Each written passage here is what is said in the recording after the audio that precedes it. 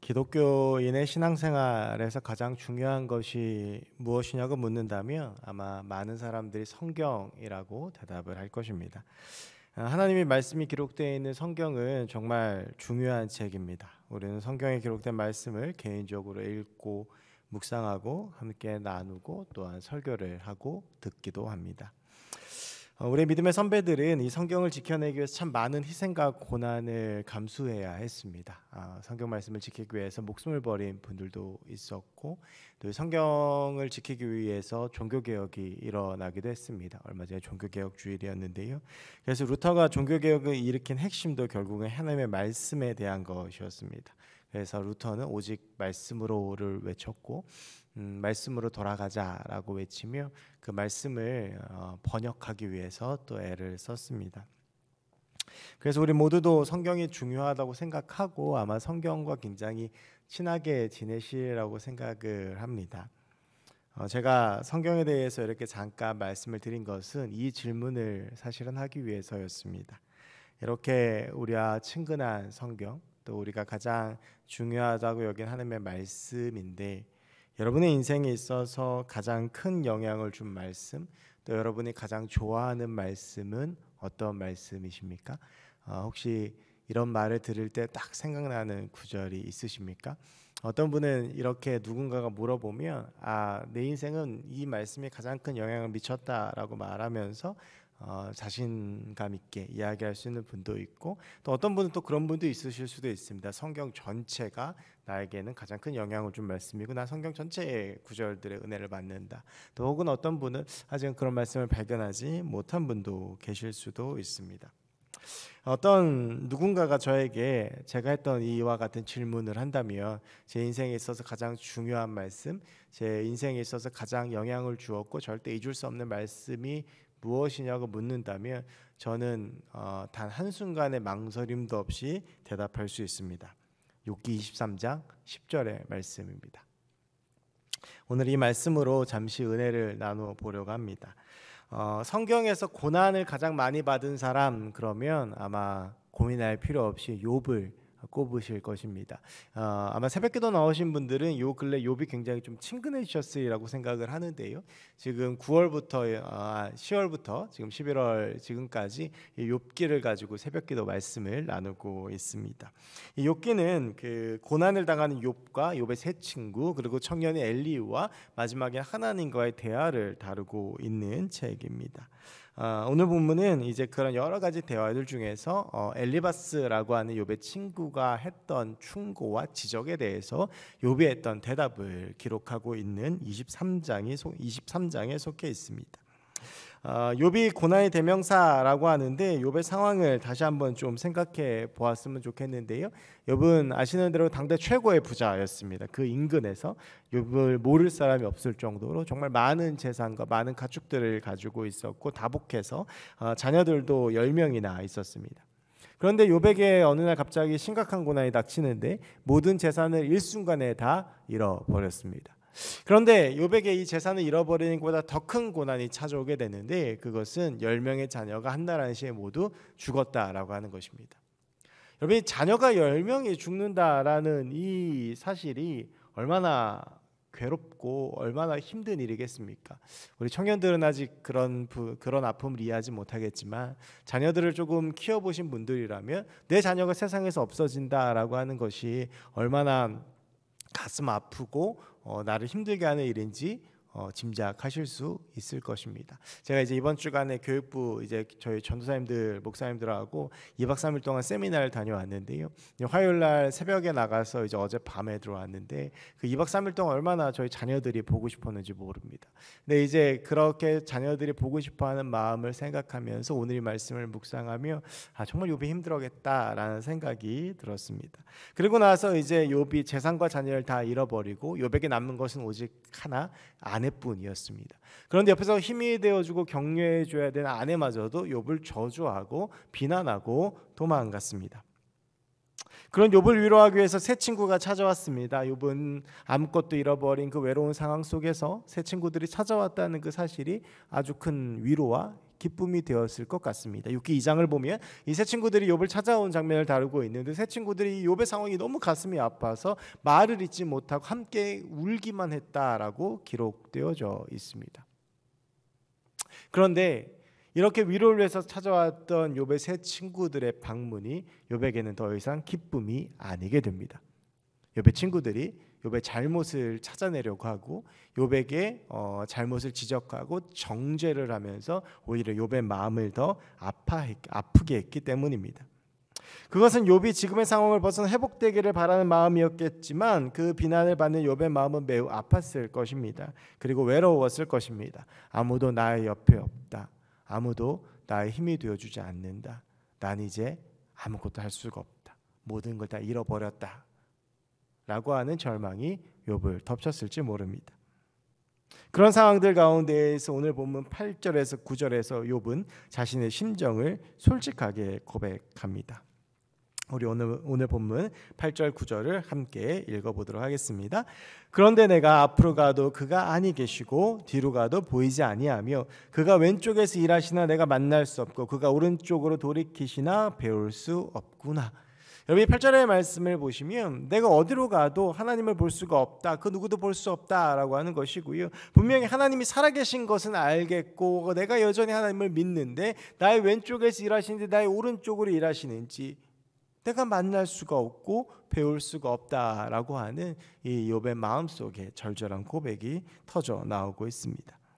욥은 하나님이 보이지 않는다고 한탄합니다. 이 상황을 어떻게 극복할 수 있을지 보이지 않고 과연 회복할 수 있을지도 의문스럽습니다. 우리는 이런 상황을 절망이라고 말을 합니다. 욥은 회복할 수 없고 그 누구도 해결해 줄 수 없을 것 같은 절망에 빠져버렸습니다. 도무지 길이 보이지 않는 것입니다. 어떻게 하면 좋을지 답이 보이지 않는 것입니다. 우리도 살아가면 이런 절망을 만날 때가 많이 있습니다. 특히 지금 이 시대는 우리 청년들이 살기에 참 가혹한 시기입니다. 이제 오늘도 청년들이 함께 모여서 찬양을 준비하고 하는데 청년부 카톡방에 또 저한테 아직 목사님 퇴근을 못했어요. 목사님 아직 이런 일이 있어요. 여전히 지금 이 늦은 시간에도 직장이나 사업장에서 퇴근하지 못하고 또 아르바이트로 또 여러 가지 일들과 이유들로 힘들게 삶의 현장에 있는 청년들이 있습니다. 지금의 청년들은 앞이 보이지 않는 현실을 살아갑니다. 이제 내 힘으로 집을 마련하기는 어려운 시대가 되었습니다. 청년 세대들 중에서 주식이나 가상화폐를 하지 않는 청년은 찾기 어렵습니다. 성실하게 일을 하면 응답이 되는 시대가 되어야 하는데 아무리 일을 해도 앞이 보이지 않는 시대를 우리 청년들이 살아가고 있습니다. 여러분 요즘 이 수유에 곳곳에 이제 있던 곳이 코로나 때문에 망하고 새로운 가게들이 이제 열리는 곳이 있습니다. 근데 요즘 이 인근에 가장 많이 생긴 가게가 혹시 뭔지 아십니까? 복권 가게입니다. 그리고 그 복권 가게는 제가 지나가면서 비어 있는 것을 거의 본 적이 없습니다. 그리고 그 복권을 사는 분들 중에서 상당히 많은 사람들은 젊은 사람들입니다. 복권이 당첨되는 것을 기대하는 희망을 가져야만 버틸 수 있는 인생들이 있습니다. 이것이 지금의 이 시대를 대변하는 모습입니다. 앞에 보이지 않는다. 그것이 바로 이 시대를 살아가는 청년들의 심정입니다. 그런데 여러분 비단 청년들만 그렇습니까? 그렇지 않습니다. 특별히 제가 이제 교육부하고 청년부를 맡고 있다 보니까 주로 이제 학부모님들을 만나서 대화할 때가 많이 있습니다. 그러면 정말 자녀의 문제 때문에 고민하고 힘들어하시는 부모님들도 많이 있습니다. 목사님 저희 아이가 이래서 교회를 안 나와요. 목사님 저희 아이가 이래서 집 밖으로 나오질 않아요. 목사님 저희 아이가 이번에도 또 취업에 실패했어요. 공부하기 힘들어해요. 얘가 내 마음대로 안 돼요. 너무 안 좋은 친구들하고 어울려요. 이렇게 또 사고 쳤어요. 그런 말씀을 해주시는 분들이 있습니다. 너무 가슴이 아프고 제가 해드릴 수 있는 게 기도밖에 없어서 너무나도 죄송하고 미안할 때가 많습니다. 그렇게 이야기를 해주시면 최선을 다해서 그렇게 힘들어하는 친구들을 찾아가고 만나려고 애쓰지만 또 막상 만나고 나서도 그 문제를 제가 미처 해결해 줄 수가 없으니 그저 아플 뿐입니다. 이렇게 자녀의 문제 때문에 속 끓이고 아파하는 성도님들이 계십니다. 사업과 직장과 건강과 여러 말할 수 없는 수많은 문제들 때문에 아파하고 앞이 보이지 않는 분들도 많이 계십니다. 건강, 재정, 사업, 취업 이런 말할 수 없는 문제들을 경험하며 그 고난의 끝도 보이지 않고 답도 보이지 않는 삶 가운데 던져진 것 같습니다. 저의 상황도 크게 다르진 않습니다. 한국교회가 참 많이 어려워지고 있습니다. 목회자는 많은데 점점 목회자가 갈 곳이 없어집니다. 최근에는 가장 친했던 친구 목사님 한 명이 결국 사역지를 구하지 못해서 가게를 개업하려고 알아보고 있다라고 하는 소식을 들었습니다. 이런저런 소식들을 들으며 저의 미래와 앞으로 제가 가야 할 길이 잘 보이지 않습니다. 어떻게 하면 좋을까? 아이들은 커가는데 어떻게 이 아이들을 위해서 살면 좋을까? 나는 무엇을 해야 하나? 라는 생각이 들 때도 많이 있습니다. 그런 생각을 하다 보면 오늘 욥의 한탄, 욥기 23장 8절과 9절에서 말했던 욥의 그 심정이 꼭 나와 같다라는 생각이 들 때가 있습니다. 혹시 여러분도 그런 문제들이 있지 않으십니까? 하나님이 보이지 않고 사람이 보이지 않고 앞이 보이지 않고 답이 보이지 않는 것. 그런 욥이 겪었던 고난과 절망과 아픔들을 오늘 어쩌면 우리도 겪고 있는지 모릅니다. 그런데 중요한 것은 이렇게 아무것도 보이지 않고 앞이 보이지 않는 이 상황을 한탄하면서 욥이 했던 23장 10절의 고백입니다. 앞도 보이지 않고 답도 보이지 않는 그 상황 속에서 욥은 이렇게 고백합니다. 그러나 내가 가는 길을 비록 나는 모르지만 그가 아시나니 그가 나를 단련하신 후에는 내가 순금같이 되어 나아오리라. 욥은 아무것도 보이지 않는 현실에 대한 탄식과 자신의 믿음을 고백합니다. 아무것도 보이지 않는 이 길, 아무도 답을 찾을 수 없는 그 길을 하나님이 아시고 하나님이 고난을 통하여 나를 단련하셔서 정금같이 만드실 것이라고 욥은 고백하고 있습니다. 그리고 욥의 결말은 이 고백처럼 되었습니다. 여기 37장까지 욥과 세 친구들과 청년이었던 엘리후의 대화가 지속적으로 나옵니다. 그러고 나서 욥기 38장부터 욥과 하나님의 대화가 나오게 되는데 이 욥은 하나님과의 대화의 그 마지막 끝에서 우리가 잘 아는 욥기 42장 5절로 고백합니다. 내가 주께 대하여 귀로 듣김하였사오나 이제는 눈으로 주를 배움나이다. 이 고백 후 욥에게 하나님은 복을 주십니다. 회복을 넘어서 더 좋은 것으로 채워주십니다. 욥기 42장 12절에서는 이렇게 말씀하고 있습니다.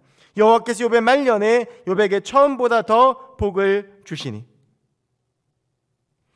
하나님은 아무것도 보이지 않는 고난의 터널을 통과한 욥을 축복하시고 더 좋은 것, 더 많은 것을 채워주셨습니다.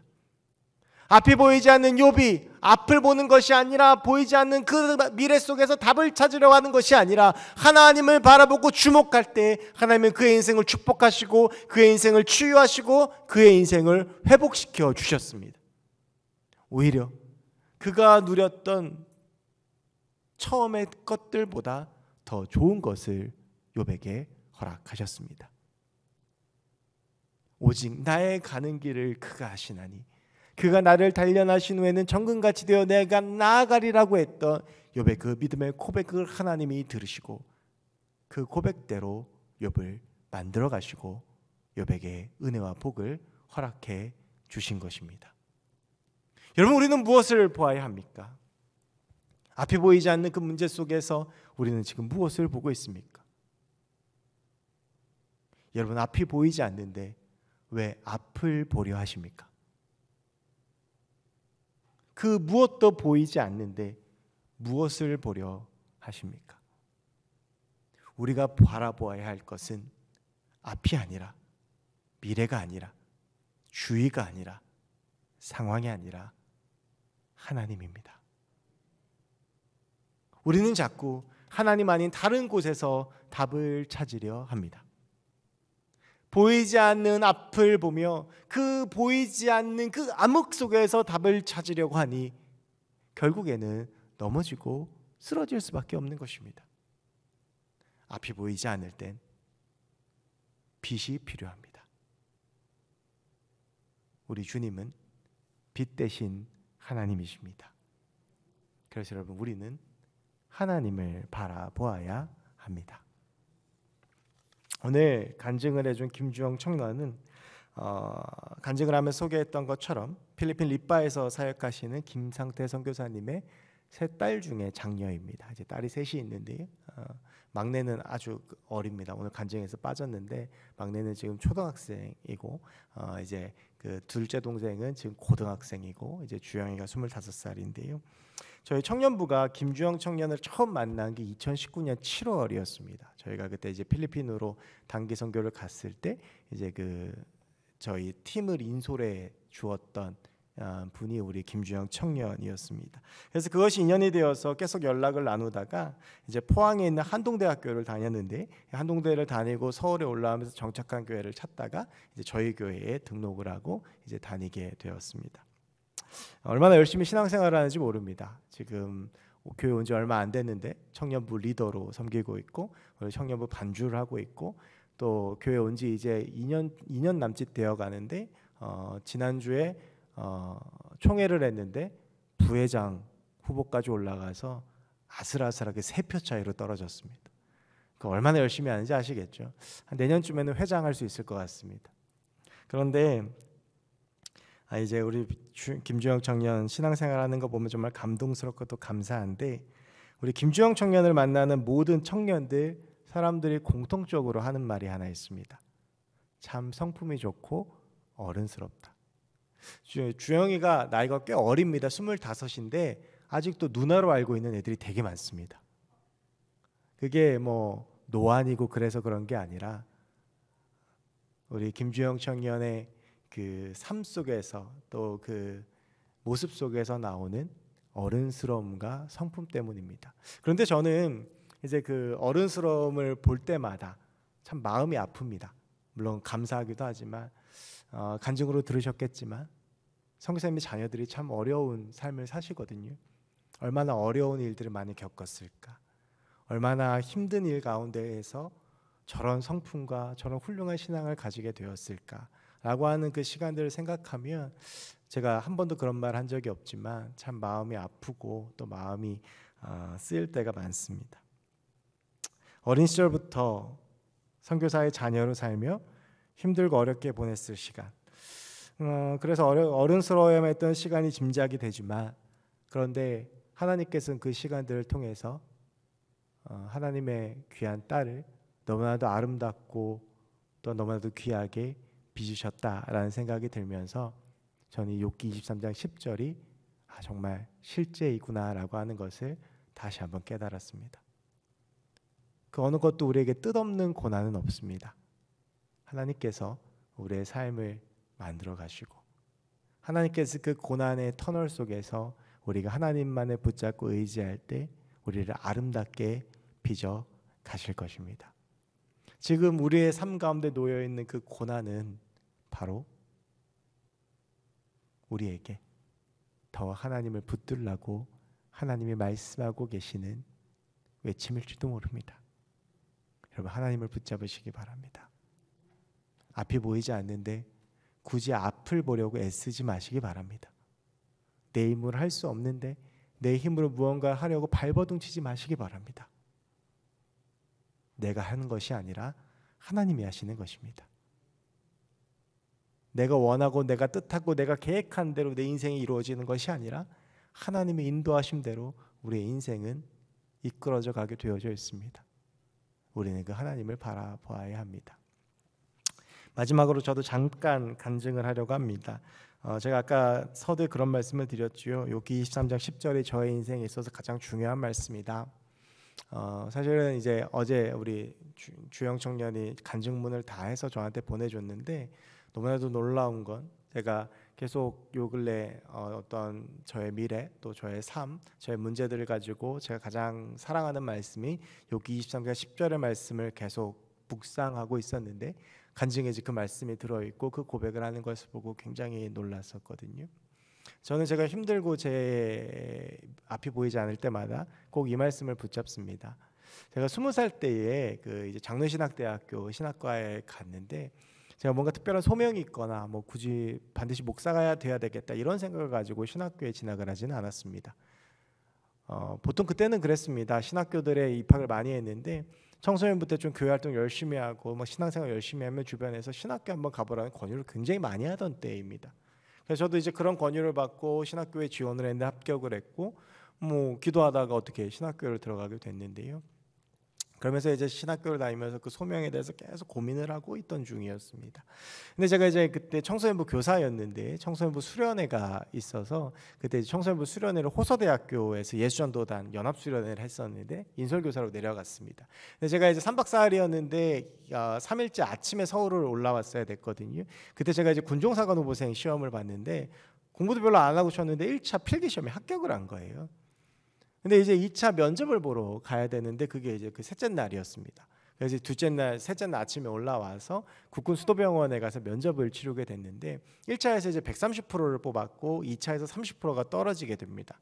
근데 제가 면접을 너무 못 봤습니다.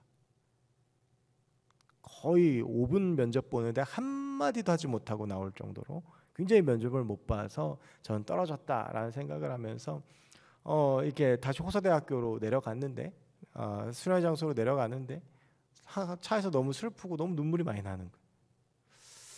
제 소명에 대해서 잘 모르겠고 제가 왜 여기 있는지도 모르겠고 난 뭐 해야 되는지도 모르겠고 왜 그 20살 때 하는 그런 고민들이 있지 않습니까? 그런 고민들을 쭉 하다가 수련회장에 도착을 했는데 그때가 찬양 시간이었어요. 근데 그때 그 찬양으로 나왔던 그 찬양이 바로 욥기 23장 10절의 고백을 가지고 만들었던 찬양이었습니다. 그래서 그 앞에서 엎드려져서 이 말씀 붙잡고 거의 2시간 동안 혼자 울면서 기도하면서 그때 제 미래를 주님께 맡기겠다고 결단을 했었습니다. 놀라운 건요, 면접 5분 동안 한마디도 안 했는데 붙었다는 것이죠. 그래서 이제 군목으로 갔다 왔는데 그래서 저는 내가 힘쓴다고 되는 게 아니구나, 내 미래는 주님 앞에 있구나, 그때 깨닫게 되었습니다. 여러분, 우리의 힘으로 할 수 있는 것이 무엇이 있습니까? 돌아보면 내 힘으로 할 수 있는 것은 아무것도 없습니다. 하나님께서 해 주셔야 합니다. 앞이 보이지 않는데 굳이 앞을 보려고 애쓰지 마십시오. 주변에 아무도 없는데 다른 사람을 의지하려고 하지 마십시오. 답이 없는데 굳이 내가 답을 찾으려고 하지 마십시오.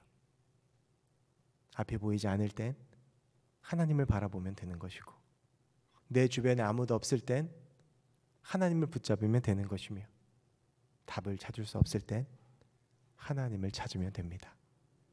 비록 내 시간과 내 계획과는 다를지라도 하나님은 반드시 역사하시고 일하실 줄로 믿습니다. 제게 그러하셨듯이 오늘 간증을 해주었던 김주영 청년에게 그렇게 하셨듯이 욥에게 그렇게 하셨듯이 하나님은 그렇게 역사하실 줄로 믿습니다.